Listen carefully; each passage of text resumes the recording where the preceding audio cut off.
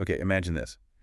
A tiny organism, a bacterium, that's so unbelievably tough, it can hang around in dried manure for like over 2 years, Right. or survive in soil for almost a year. They've even found it alive in infected ice cream after more than 2 years just sitting in a freezer. It's pretty incredible, its resilience. And here's the kicker. Something that's a big problem for horses can actually be a real risk for us, for human health. It ties right into this whole concept we hear about called One Health. Absolutely, it's a perfect example. Welcome to the deep dive. Today we're really getting into equine salmonellosis. This is a major infectious disease in horses, caused mostly by bacteria in the Salmonella family, specifically Salmonella enterica. Mm-hmm. And what makes it such a headache is how differently it shows up. You've got horses that look totally fine but are secretly carriers, all the way to horses getting incredibly sick, systemically ill, sometimes fatally. Yeah, the range is huge. So our mission today is to dig into the key findings from veterinary reports, help you understand this complicated disease, why it's such a challenge for horses, and crucially, how we manage and prevent it. We'll cover what it is, how it behaves, diagnosis, treatment, and maybe most importantly, prevention. So let's dive in. Okay, so basically, salmonellosis is the illness you see when a horse gets infected with certain types. We call them serovars, or serotypes of Salmonella enterica. Right. And it's kind of mind-blowing, but there are over 2,200 different serovars known, and pretty much any of them could potentially make a horse sick. Wow, over 2,000. That's a lot. No wonder it's complicated. Yeah, and that sheer variety is a big reason why it's, one of the most common infectious causes of diarrhea we diagnose in adult horses. It sounds like a master of disguise. So how does this invader actually get inside a horse? And once it's in, what's its game plan? How does it cause all this trouble? What's the pathophysiology? Well, it's really an opportunist. Salmonella typically sets up shop in the small intestine, the cecum, and the colon. It works in both warm and cold-blooded animals, actually. Okay. Once a horse ingests it, these bacteria are pretty clever at invading the gut lining. They usually go through these specialized cells called M cells. M cells, right. And from there, they can spread into the nearby lymphoid tissue. They've got these sophisticated tools, virulence factors, like specific genes on bits of DNA called plasmids, and these complex injection systems, type 3 secretion systems. And like serious weaponry. It is. These tools let them directly damage the gut lining, stir up a really strong inflammatory response, and basically make the gut leak a lot of fluid. Hence the diarrhea. Exactly. And that can quickly spiral into severe dehydration, cardiovascular problems, and even a state of systemic toxicity called toxemia. Plus the salmonella we find in horses, they're usually motile, meaning they can swim around and spread, and they can form these protective slime layers called biofilms. Biofilms. That makes them even tougher to get rid of, right? Right. Definitely. Makes them much harder to eliminate, yeah. So a really tricky customer. Yeah. Knowing how it gets in, how does it spread? How does it jump from horse to horse? Or even just from the environment to a horse? The main way, the primary route, is fecal-oral. So horses basically eat it contaminated fed, contaminated water, or direct contact with infected manure. Okay, the obvious route. Right. There's maybe some potential for aerosol transmission too, like breathing it in or getting it in their eyes or nose, but that seems less common. So if you've got a sick horse in a stall, it's not just about avoiding its manure directly. The risk is broader than that. Oh, absolutely. Those inanimate objects, we call them fomites, things like water buckets, pitchforks, brushes, even the bedding. They become major players in spreading it indirectly. Right. They can get contaminated and just carry the bacteria all over a barn or clinic. And what makes salmonella especially tough, sort of an unseen threat, is that horses can be subclinically infected. They look perfectly healthy, no signs at all, but they're intermittently shedding the bacteria in their poop. So they're silent spreaders. Exactly, actively contaminating the environment, and nobody even knows it. This is where it gets really crucial for anyone managing horses, isn't it? This shedding by healthy-looking horses, plus how incredibly long salmonella can survive out there.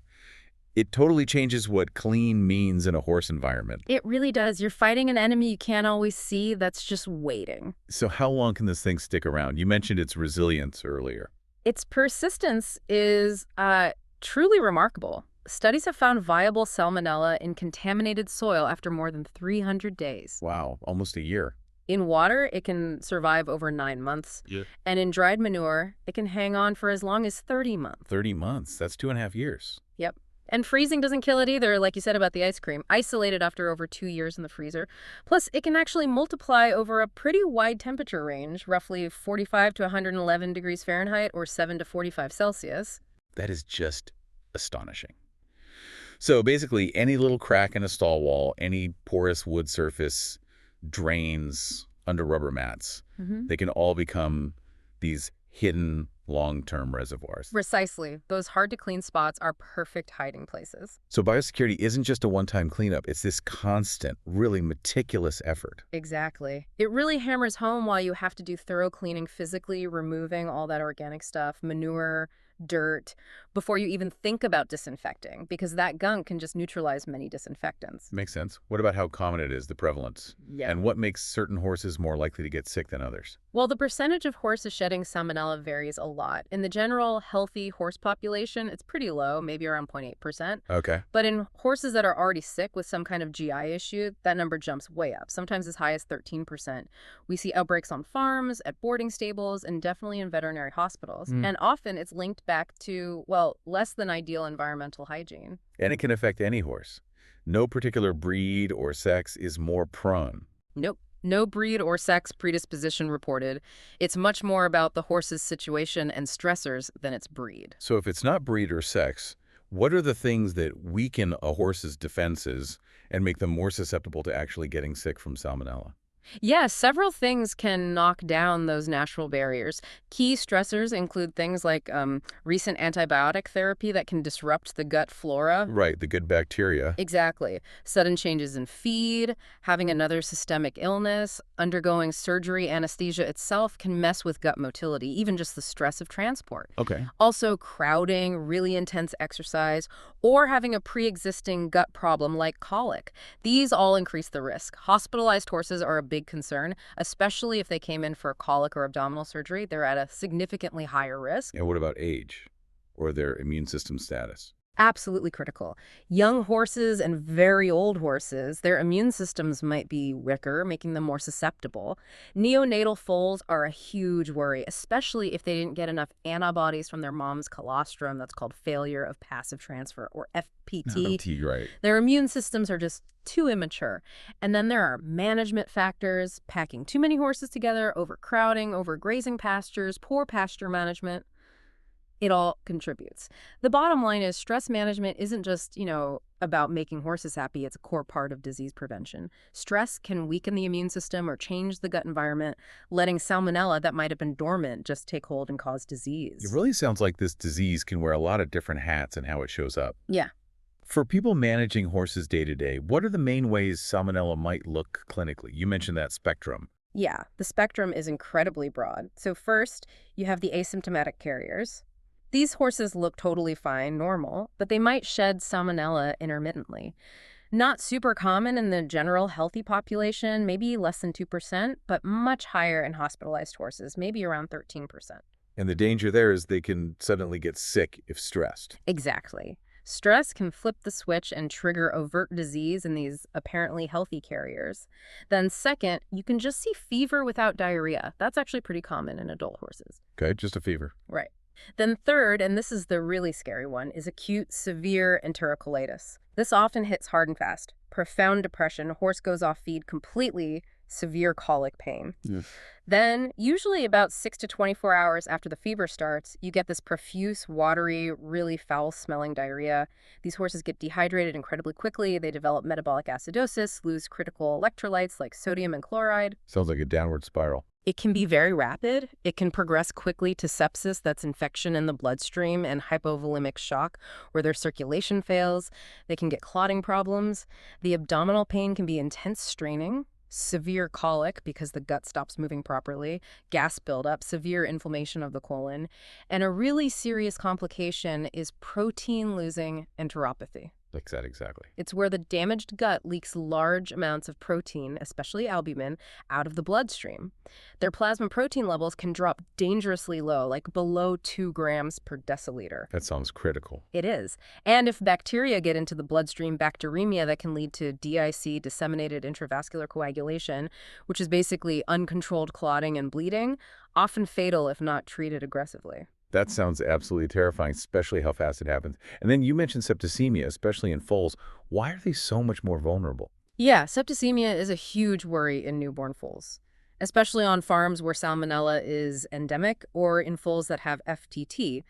Their immune systems just aren't developed enough to stop the bacteria from spreading throughout their body. Right. And the infection can settle in specific places, like the growth plates in their bones, the feces in their joints.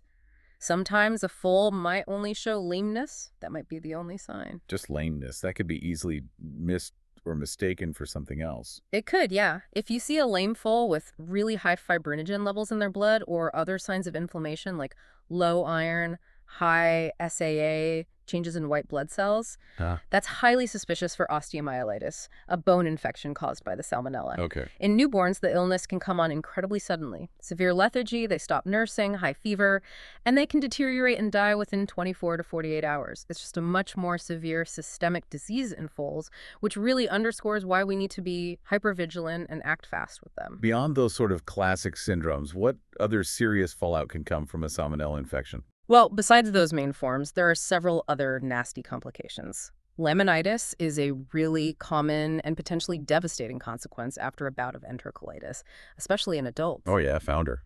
Exactly. Osteomyelitis and septic arthritis, as we mentioned, are big problems, particularly in foals. DIC can happen in those severe acute cases. Protein-losing enteropathy is a major issue.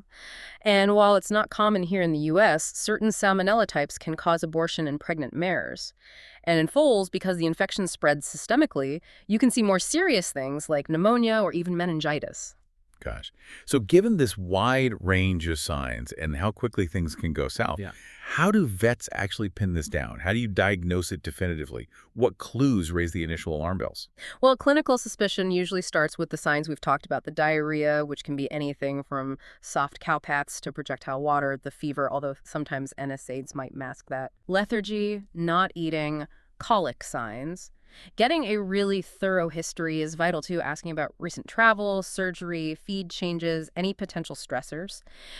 In foals, you're looking for those more severe signs, bloody diarrhea, signs of pneumonia or meningitis, or that unexplained lameness that might point to bone infection. And then for lab tests, you mentioned fecal culture used to be the standard. What are the downsides there and how have things improved? Yeah, fecal culture is the traditional way. You grow the bacteria, you can identify the specific serovar, and importantly, you can do sensitivity testing and antibiogram to see which antibiotics might work. Okay, that sounds useful. It is, but the big problem is sensitivity. Because horses often shed salmonella intermittently, a single sample might be negative even if the horse is infected. You often need to take multiple samples, typically 3 to 5 daily samples, and it still takes 2 to 5 days to get results back. That's a long time if you're dealing with an outbreak. Exactly, and even 5 negative samples in a row don't 100% rule it out. So it leads to higher costs, longer isolation times, and delays in putting critical biosecurity measures in place. It gives the bug more time to spread. Okay, so this is where the newer molecular methods really shine, right? What are these and why are they such a step up? Absolutely. This is where diagnostics have really leaped forward. PCR polymerase chain reaction was a big step. It's much more sensitive and specific than culture, targeting the bacteria's DNA, and it's faster, usually results in 1 or 2 days. But it detects DNA, living or dead. Right, that's the limitation. It can't tell you if the bacteria it detected were viable. Then you have real-time PCR, which is even better because it can quantify the amount of bacterial DNA, gives you a CTEAT value. Lower CTEAT means more bacteria. Often labs will automatically culture samples with low levels of detection, kind of in that gray zone, to check if they're actually viable. Okay, that adds more info. Then there's multiplex PCR, which can look for several different salmonella types or specific virulence genes all at once. Really useful for tracking outbreaks and understanding the strains involved. And you mentioned LAMP. Yeah, LAMP, loop-mediated isothermal amplification. It's another nucleic acid test, but it's super fast, can give results in under 20 minutes, and it's pretty reliable, comparable to PCR. Great for quick screening, maybe even stall site in the future. Wow, 20 minutes. And then you have the really high-tech stuff like next-generation sequencing, NGS, and CRISPR assays. These aren't routine for initial diagnosis, but they give incredibly detailed genetic information. Fantastic for deep dives into outbreaks, tracking how strains evolve, understanding resistance patterns. CRISPR is also emerging as a potentially very specific and rapid identification tool. So for someone listening managing horses, why is this leap in diagnostics so important practically? It's absolutely critical. These faster, more accurate tests mean you get a definitive diagnosis much sooner. That allows for immediate isolation and implementation of the right biosecurity protocols, which is key to stopping the spread.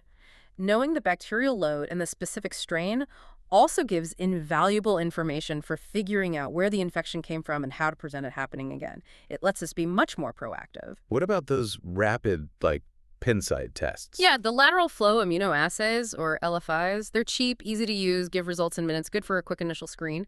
But their reliability can vary depending on the Salmonella serotype.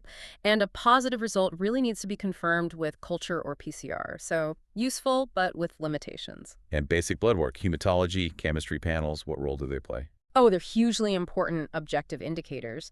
They tell you what's happening systemically in the horse. In severe cases, you often see really low white blood cell counts, especially neutrophils, that's neutropenia, or sometimes really high counts, leukocytosis.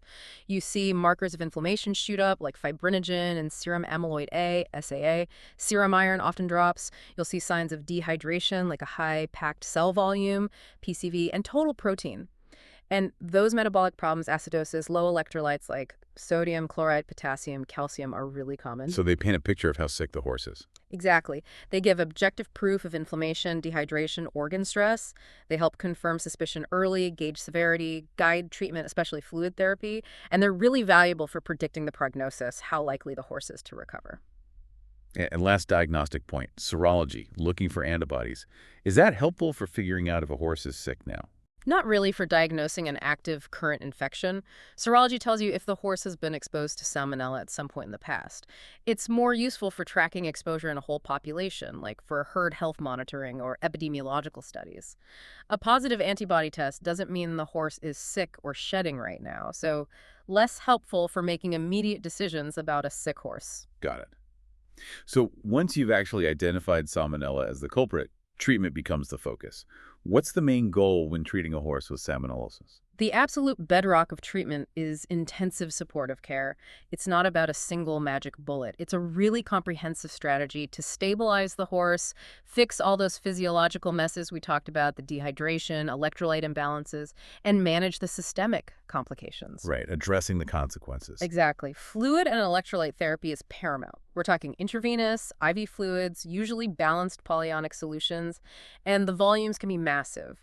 Horses with severe salmonellosis can lose fluids incredibly fast. They might need 40, 60, even 80 liters a day. Oh, that's a huge amount. It is. And you have to constantly monitor their blood electrolytes, potassium, calcium, magnesium, bicarbonate, and replace deficits based on serial blood tests.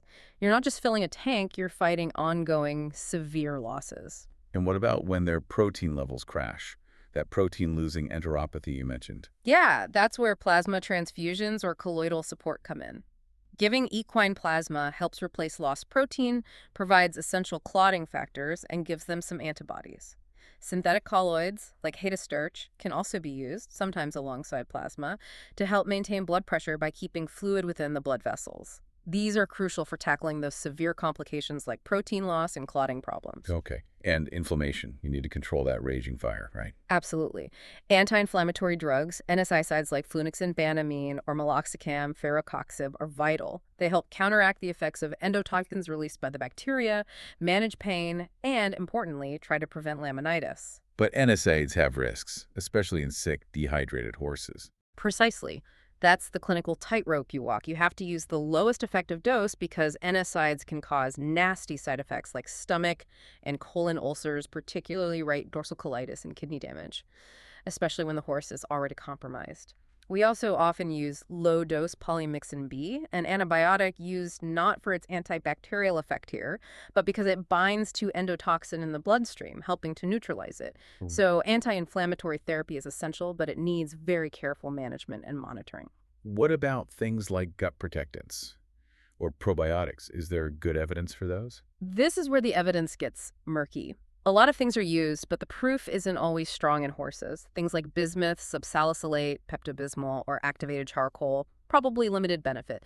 Some products like smectite clay or the yeast Saccharomyces boulardii show some promise in studies, but they're not really proven slam dunks in horses with salmonellosis. And probiotics, people use those a lot. Yeah, but studies haven't shown that probiotics actually help eliminate the salmonella carrier state. And interestingly, some studies suggest they might even increase the risk or severity of diarrhea in certain situations.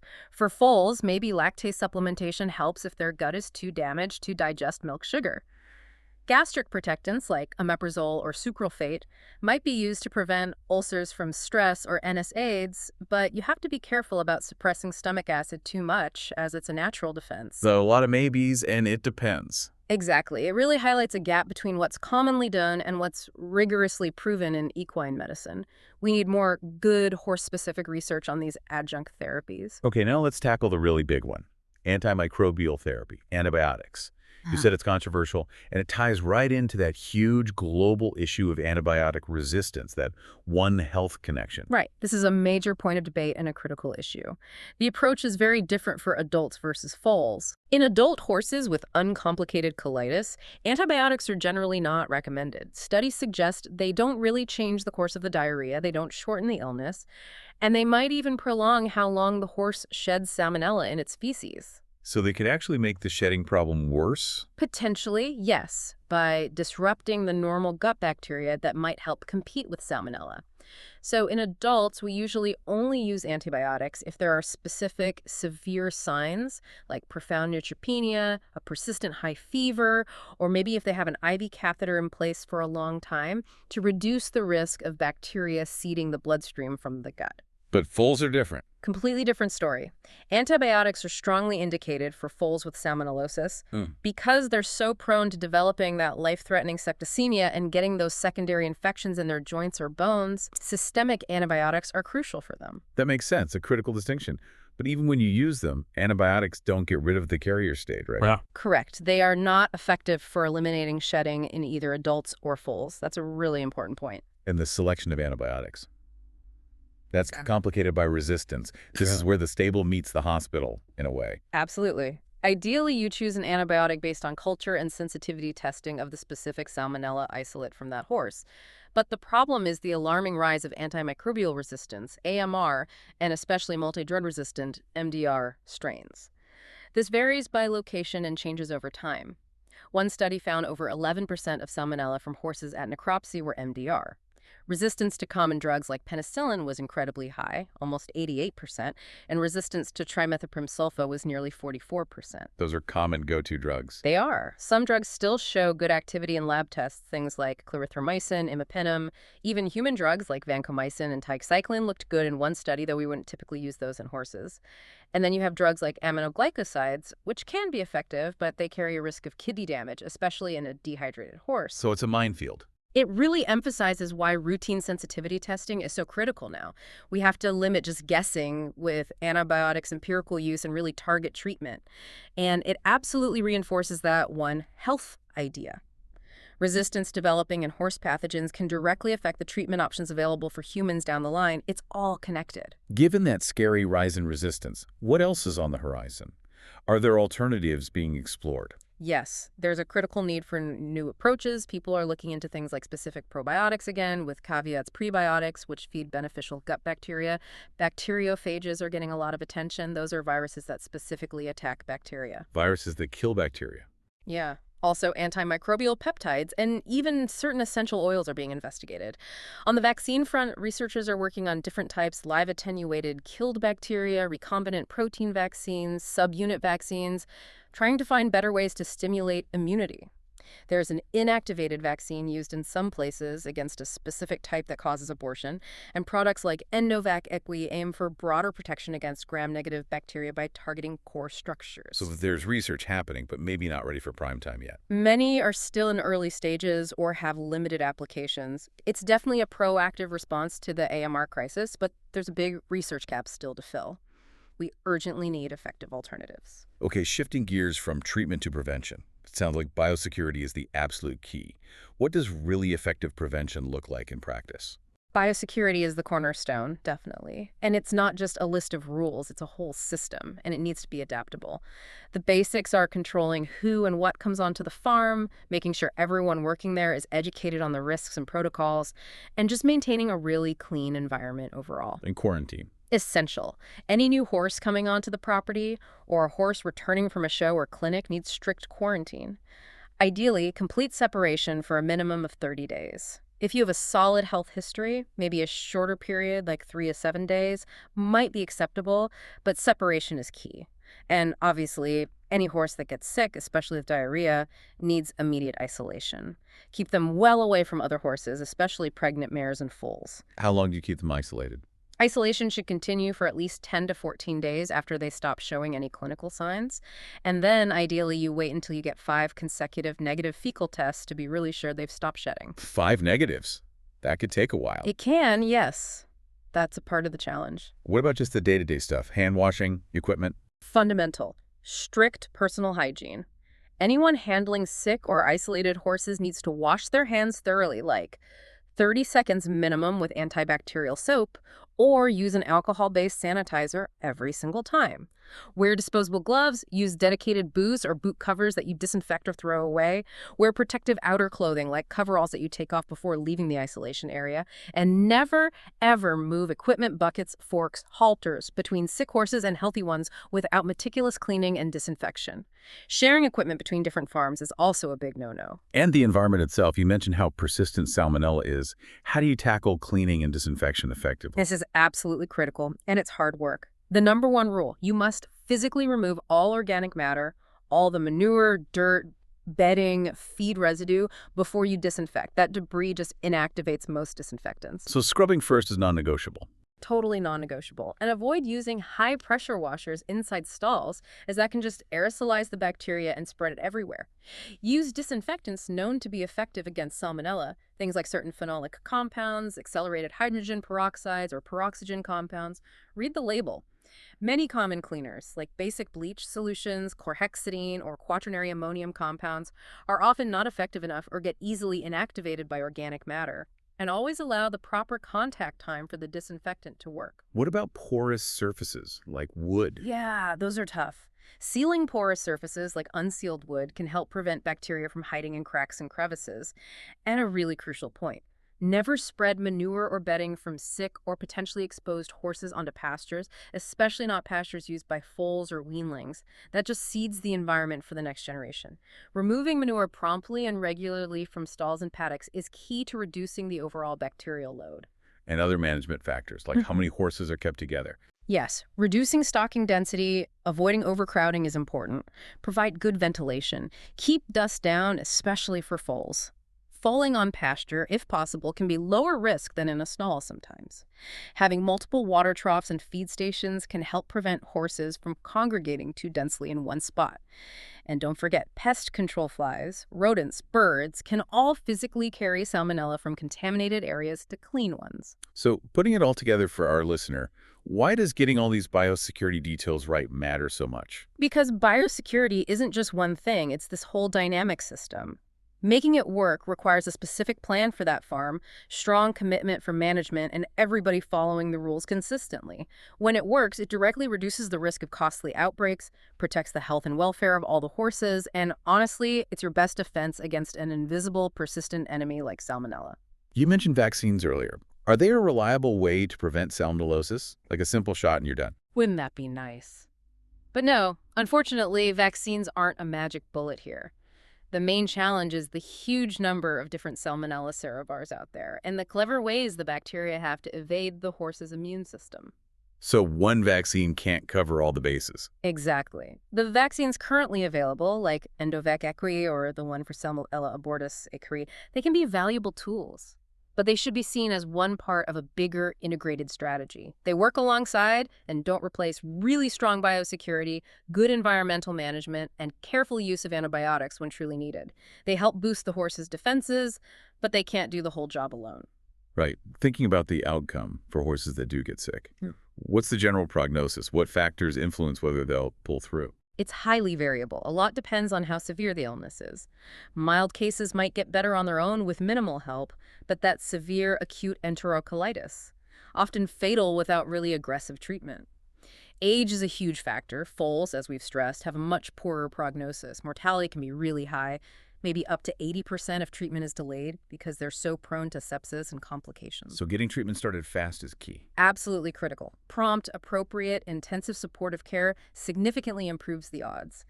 Developing those serious complications, laminitis, DIC, bone or joint infections, obviously makes the prognosis much worse.